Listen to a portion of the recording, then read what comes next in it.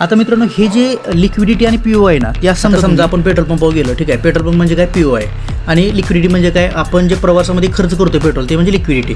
Liquidity जायची खर्चाचं काम करते, पेट्रोल परत भरायचं काम करतं, ठीक आहे. तर सेम मार्केट पण असंच काम करतं. काय करतं, पी ओ आयला जातं, पी ओ आयवरून लिक्विडिटीला जातं, लिक्विडिटीनं परत पी ओ आयला येतं.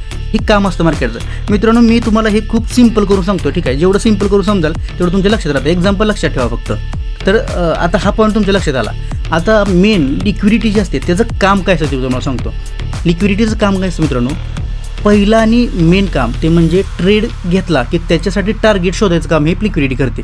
कारण का एका लिक्विडिटीपासून तुम्ही समजा ट्रेड घेतला ना, तर त्याचं टार्गेट कोणत्या लिक्विडिटीपर्यंत जाऊ शकतं हे काम शोधायचं काम कोण करतं, लिक्विडिटी.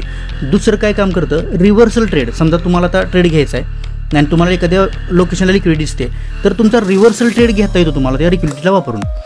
तिसरा आणि मेन मुद्दा महत्त्वाचा, मार्केटमध्ये जे ट्रॅप होते ना, स्टॉप लॉस ट्रॅपिंग होऊ शकतं किंवा तुम्हाला कळत नाही की बाबा या ठिकाणी लिक्विडिटी आहे की नाही, आपल्या ठिकाणी हंट करू शकतो की नाही, तर ते सगळं ट्रॅपिंग त्याच्यापासून वाचण्याचं काम ही लिक्विडिटी करत असते मित्रांनो.